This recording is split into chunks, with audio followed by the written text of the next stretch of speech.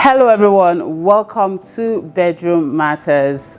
Today I'll be sharing something slightly different from what you're used to on this channel, but it is also packed with a lot of knowledge for you to chew on and to do better with.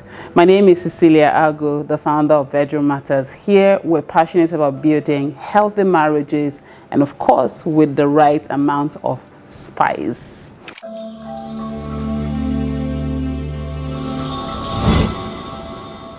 Okay, so I'll be speaking on something that I have titled Marriage Thrives Where Effort Lives. Okay, and it's just sharing a story about a couple of women that I had to speak to, or had the honor to speak to. So I was invited to speak to an intimate group of women. There were about 14, 15 of them, and it was supposed to be an intimate moment where I'll teach them just the intimate stuff. So of course I went with my box of body form, of and like everything that I work with when I'm in an intimate setting. And it started off great. You know, they were asking tons of beautiful questions, intimacy questions, if it was good to do orals, what my thoughts were on all kinds of, positions, and just a lot of conversations. And like I said, started off great. We were having so much fun, so much laughter, until somebody asked the question, must I continue to satisfy a man who does not even make an effort for me? And it was like the whole room just went silent for a couple of seconds. And just listening to the woman go deeper into what she was feeling at that moment was shocking, And what was shocking about it was the fact that a lot of other women in the same setting concurred. This particular woman said, I have done everything for my husband since we got married. I check up on his parents, I shop for them, I send them meals, I do everything, make sure his laundry is taken care of, the house is well looked after. He has fresh food almost every day. I never forgot his birthdays. I'm always doing one thing or another for him. And then the children came by, and of course it was more responsibility for her as a mother. And of course she wore that apron as a proud mom. 1 child, 2 children, 3 children, 4 children after. She's still the one making an effort. And in that moment, it dawned on her. She's been married for 17 years, almost 18. And this was supposed to be a gathering of women where they just learn a few tips on how to spice things up in the bedroom and just enjoy their husbands. And it turned out very, very differently. And she said it occurred to her in that moment that she didn't want to try anymore. She didn't want to be the one doing everything. She would even ask him to do certain things for her. And he always had different excuses as to why he couldn't do it. Now, initially, he would say yes to her requests, right? I wanted to know more, so I asked her to give me a few scenarios just to help me understand. And she said there was this particular birthday of hers. She had told her husband exactly what she wanted for her birthday. And she said, mind you, he could afford it. I didn't ask for anything he couldn't afford, and I know that he could afford it. And he forgot. And days later, when she reminded him, he was very, very apologetic about it. Of course, she let it slide. And she went on to share just so many other issues, maybe like reminding him to send money to her mom, money that he has, right? And, she just kept going on and on, how he would sometimes forget about going to pick up the children from school, or forget about dropping something that just little things that you never knew could make a woman get to a point where she's like, I'm done. I'm tired of trying. And when she was done, she was crying. And the room felt heavy. Because right after her, another woman turned and said, this is true. Like, why am I even trying? Why am I the one doing this? And in her own situation, he was also cheating. Now, these women all have something in common. Their husbands are good men. Good men. They're good men. I need to emphasize that, because when you talk to women, they're like, you know, this happens, that happens, but my husband is a good man.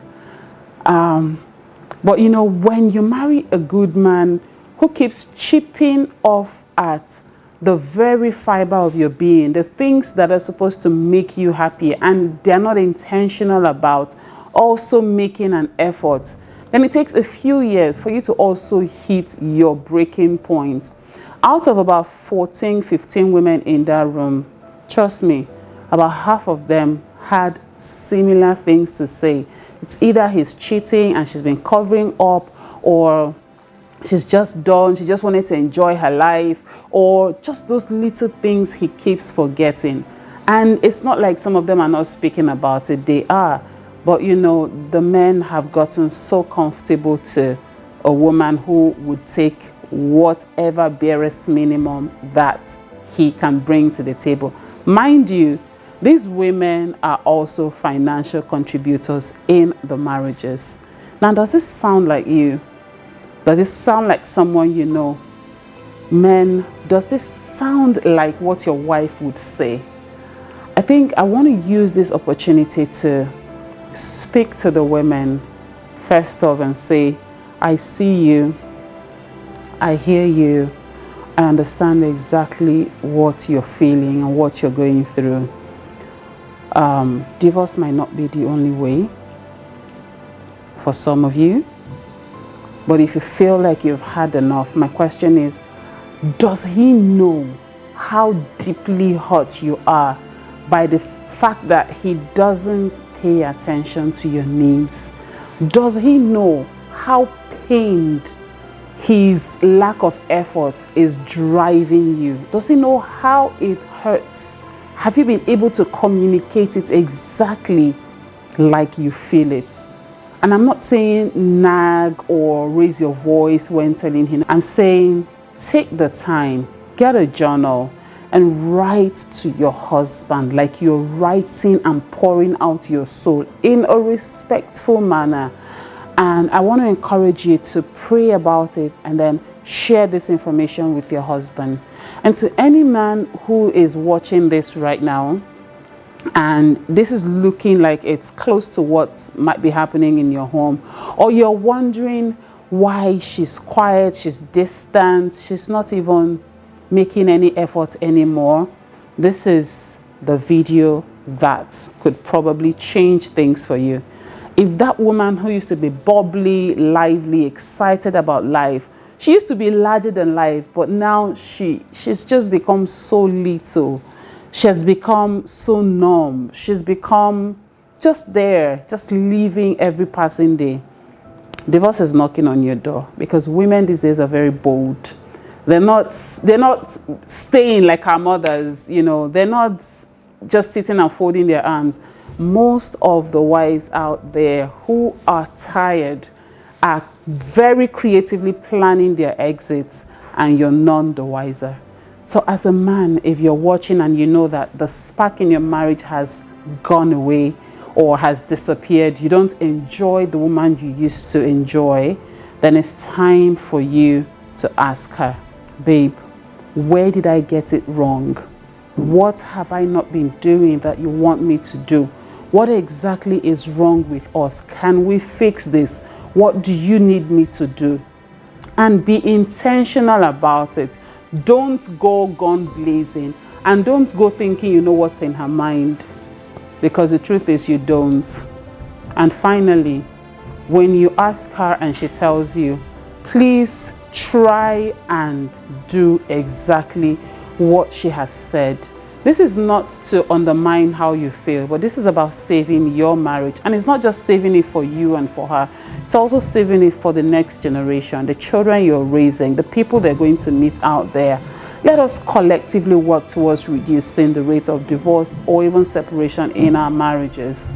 And to the woman who is hurting, to the woman who feels like there's no point in making any more effort, like I said, I see you, I hear you. But can we together But can we together work towards restoring the peace, the joy, the fun, the excitement, and the excitement and the love in your home? If this is you, if you want to reach out, please send me a message, bedroommatters1@gmail.com. bedroommatters1@gmail.com. Let us start this journey together.